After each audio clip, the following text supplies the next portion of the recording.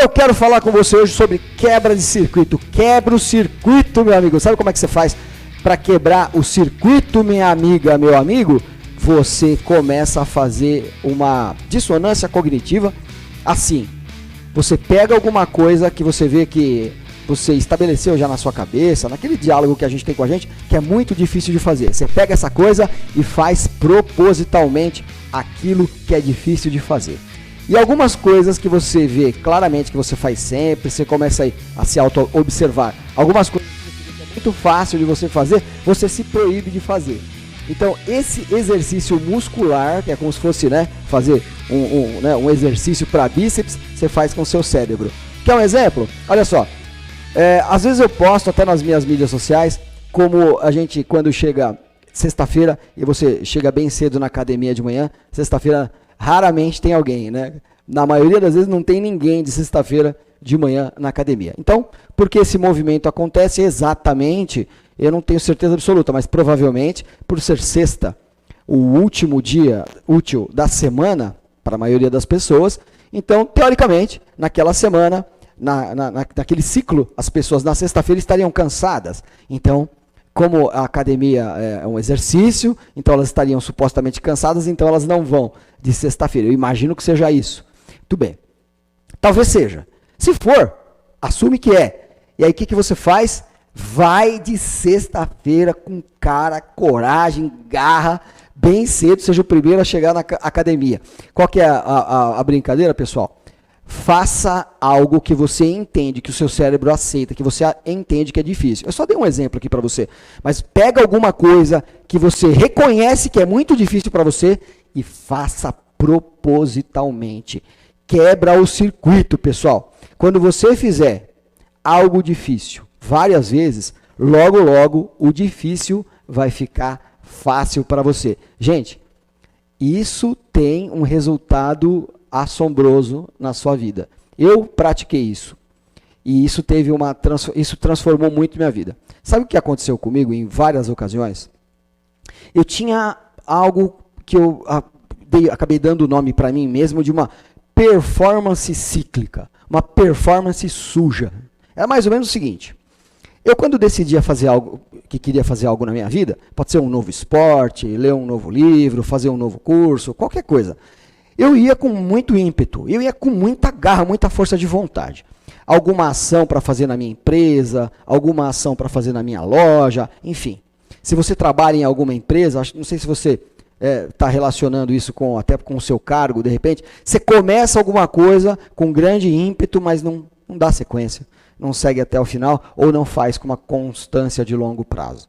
Então se você conseguiu se reconhecer nessas minhas palavras, você também, como eu, teve um passado ou um presente, de repente, com uma performance suja, uma performance cíclica. E o que seria o contrário, uma performance limpa? Seria algo que você identifica que é muito difícil, você faz isso propositalmente muitas vezes e logo, logo, como eu disse, o difícil vai parecer fácil para você. Mas para que isso? Justamente para você limpar a sua performance. É exatamente por isso. Gente, é um milagre que vai acontecer na vida de vocês. Isso eu fiz muito na minha vida, porque eu estava em determinados momentos muito angustiado e muito preocupado. Porque, por exemplo, eu começava algum treino de academia, ou começava algum tipo de esporte novo que eu queria aprender, ou um livro para ler, algum curso, e eu abandonava no meio do caminho. Então eu estava muito preocupado com isso. Isso ia se repetindo na minha vida. E eu percebi que os anos estavam avançando. E que eu não queria passar a vida desse jeito, né? Sendo uma pessoa medíocre, aprendendo muito superficialmente sobre as coisas. Queria levar as coisas mais a sério, no sentido de ter um pouco mais de performance, né? E ter as coisas no longo prazo, né? E aí você fala, mas Ricardo, muitas vezes quando eu chego na minha empresa, se a empresa é sua ou se você trabalha em alguma empresa, muitas vezes quando eu chego na empresa não tem essa motivação. Então, deixa eu te falar. Então, ela não existe mesmo. Tá? Ela não existe. É uma realidade. Na maioria das vezes, a gente realmente não tem essa motivação. Graças a Deus, né, por uma bênção divina, e muitas vezes a gente tem uma motivação intrínseca, assim, com algumas coisas que a gente tem. Só que, infelizmente, pessoal, essas motivações, quando elas acabam aparecendo só quando a gente tem novidade, quando a gente tem uma criação de algo novo, aí vem essa performance suja, porque eu me sinto motivado porque eu tive uma ideia, ou porque alguém teve uma ideia, porque surgiu uma ideia, e aí eu me sinto motivado, e aí eu tenho aquela performance inicial, e depois eu desisto e não dou continuidade em nada. Então isso aí realmente é muito ruim. Como é que eu fiz? Olha, uma dica que eu te dou, que funcionou muito para mim, é o famoso arruma fora que ajuda a arrumar dentro. É o seguinte, ó. A motivação, ela realmente não existe o tempo todo. É um fato isso, tá bom? Então, como é que eu resolvi essa questão na minha vida? Gente, olha só. Eu simplesmente começo a me mover, começo a me movimentar. Por exemplo, arrumando coisas, organizando coisas, fazendo um agendamento, me oferecendo para fazer alguma coisa, me oferecendo para ajudar alguém, organizando simplesmente as coisas, fazendo a agenda das próximas horas, fazendo a agenda do dia, fazendo a agenda da semana, ou da quinzena, ou do mês, me colocando em movimento. Eu me coloco em movimento, a motivação vai voltando sozinha. E aí, ao longo do tempo, quando você vai fazendo sempre isso, e aí eu disponibilizei ferramentas para isso, né? Disponibilizei uma agenda de papel, que eu sigo à risca para projetos, disponibilizei uma agenda digital, e então assim, a cada 1 hora eu vou colocando as coisas na minha agenda digital, e aí as coisas vão funcionando. Mas para isso acontecer, não tem jeito. Eu precisei criar uma rotina onde eu chego antes das pessoas na minha empresa em determinados dias. Então isso é fundamental você entender. Ó, isso vai trazer um resultado assustador para você. Então, experimente isso de manhã. Chegue 1 hora em alguns dias na sua empresa. Não interessa se você trabalha, se a empresa é sua, não interessa, dá na mesma. Tá bom? Você não trabalha para ninguém. Quem faz o que faz é para Deus que faz. Se você quer ser excelente em alguma coisa e é para Deus que a gente faz as coisas, então faria sentido para você fazer um trabalho mal feito, se ele for feito para Deus? Então põe uma coisa na sua cabeça. Você não trabalha para ninguém, nem nunca trabalhou. Esquece isso. Então vamos em frente, ó. O que é que você faz? Chegou 1 hora mais cedo. Então você quer ter uma performance limpa? Chega 1 hora mais cedo e se concentra. Porque depois as pessoas chegam, tem muita interação, o telefone começa a tocar, tem muita interação. Chegou 1 hora mais cedo, o que é que você faz? Estabelece quais são os alvos que você quer atingir. Combinou? Chega mais cedo, você tem um poder de concentração absurdo. Então você pega o seu papel, a sua caneta e começa a fazer tudo que for tarefa, tudo que é rotina e tudo que é projeto. Eu já ensinei isso nos meus vídeos anteriores sobre De Volta para o Natural. Acessa lá, é muito legal. E tem uma sequência de vídeos que eu falo sobre produtividade, que eu falo de volta para o presente, né? Dá uma olhadinha que é muito legal esses vídeos. Então o que você faz? Chegou de manhã, se concentra. Ah, não consigo chegar 1 hora antes. Chega meia hora antes, você vai ver o poder de 30 minutos de manhã. Se concentra. Estabelece ali todos os alvos que você quer atingir. Por exemplo, se você é empreendedor, está na sua empresa, por exemplo, pega seu faturamento que você quer atingir. Divide ele por período. Por exemplo, se você pega o faturamento do dia, divide em parte da manhã e parte da tarde e começa a medir esse faturamento. Quando que esse seu faturamento aumenta? Quais são as melhores horas de faturamento para sua empresa? Anota isso, deixa isso claro, porque isso pode fazer melhorias incríveis na sua performance de trabalho. Anote as coisas, estude sobre aquilo que você está fazendo. Então, divide por período. E começa a focar e fazer ações nos melhores períodos da sua empresa. Isso vai te ajudar muito. Você quer ver um outro alvo muito legal para você? Ó? Por exemplo, estabelecer um faturamento para você dividir por período, né? Você dividiu por período, agora eu usei o período de manhã e de tarde, por exemplo. Você pode dividir também por dias inteiros, você pode dividir também por semanas, você pode dividir por quinzena e por mês. E até por trimestre você pode fazer. Mas é importante que você comece com o faturamento diário, beleza? Esse, por exemplo, é um alvo. Que você, na sua concentração, quando você está quieto ali somando, você entra no seu sistema, levanta dados. Se você não tem sistema, você faça isso no Excel.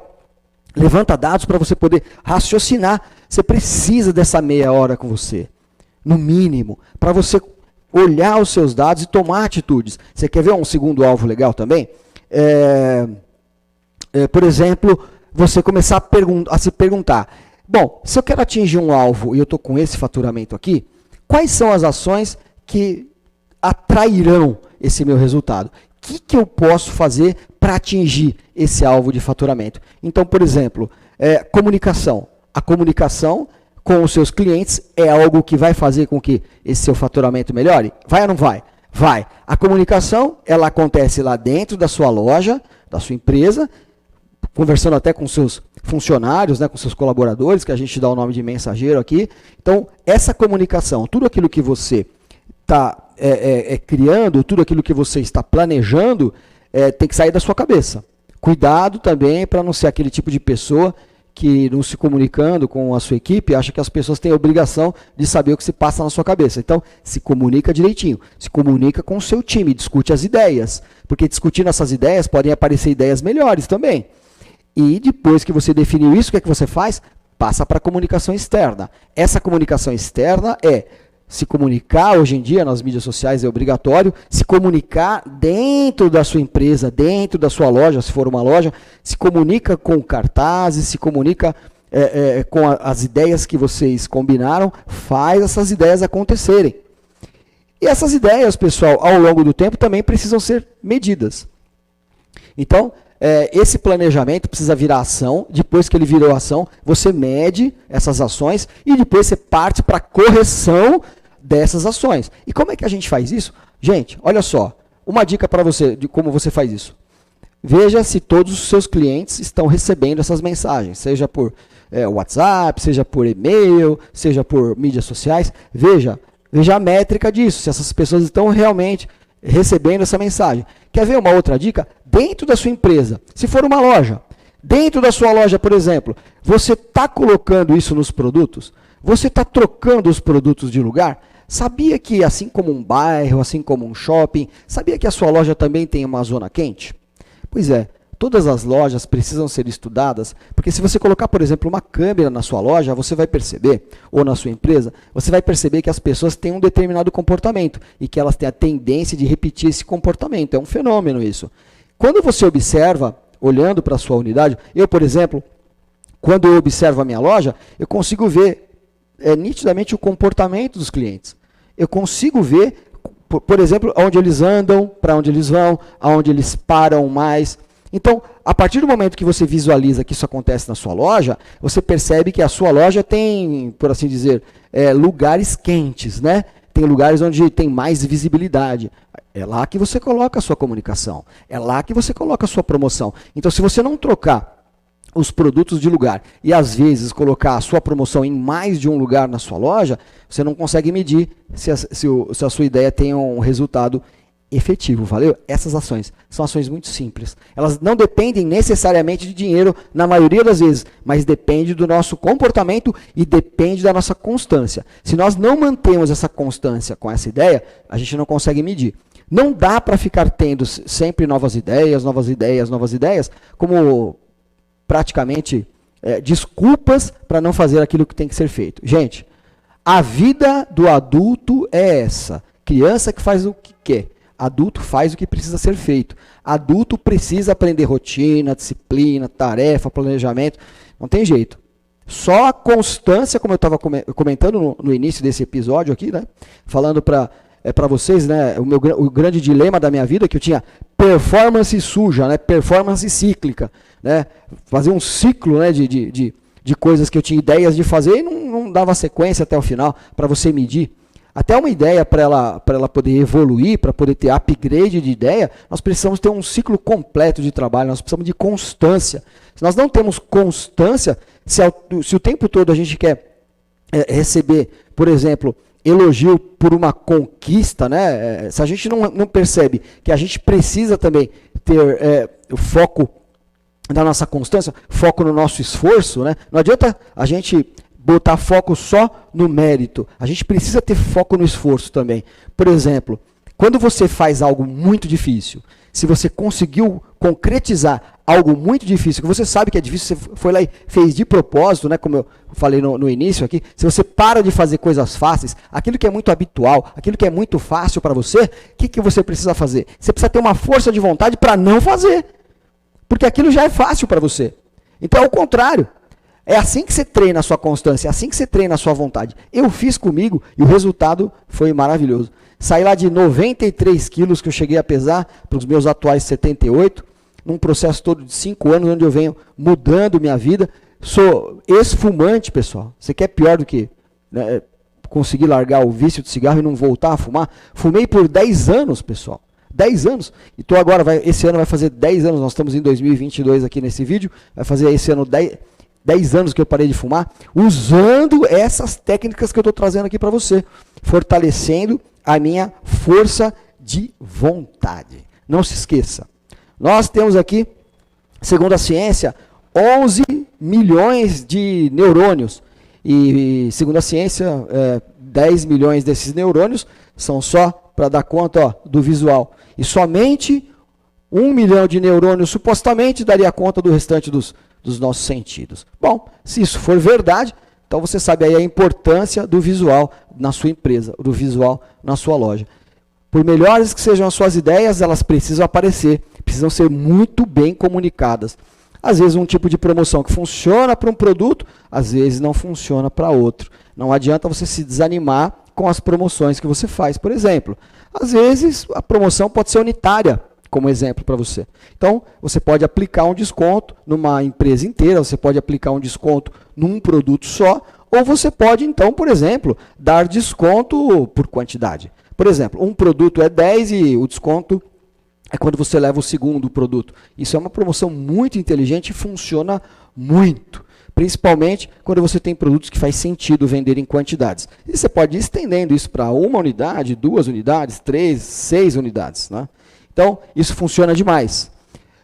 Não se esqueça, os clientes não têm obrigação de saber o que está se passando na nossa empresa e a gente é que tem a obrigação de comunicar.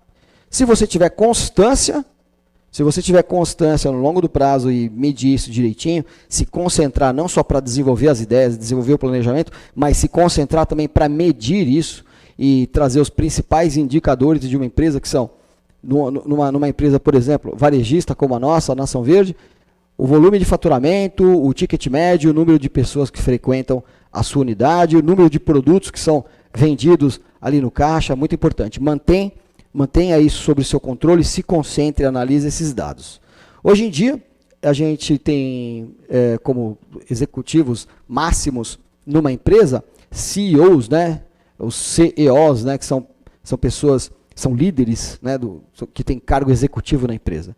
Mas, hoje em dia, mais do que ter líderes e cargos executivos, nós precisamos de pessoas que tragam dados e saibam interpretar esses dados. E terceiro e último, e mais importante, tem coragem de agir baseado nesses dados. Beleza? Assim, as suas reuniões pessoais, né? Eu digo, reuniões pessoais, você e Deus, né?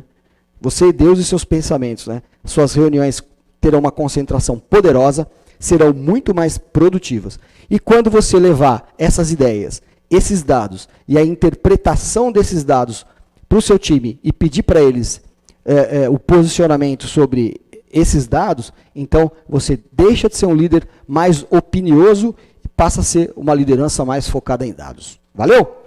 Então, toma conta da sua vida, não adianta, porque aquilo que você precisa fazer é o que você precisa fazer, e não adianta pensar na concorrência, porque você não tem domínio sobre o que a concorrência vai fazer. Mas você consegue escutar seus fornecedores, você consegue escutar a sua equipe e você consegue escutar também os seus clientes. Combinado? Não se esqueça, hein, ó, quanto mais para dentro, mais para cima. Seja indesistível.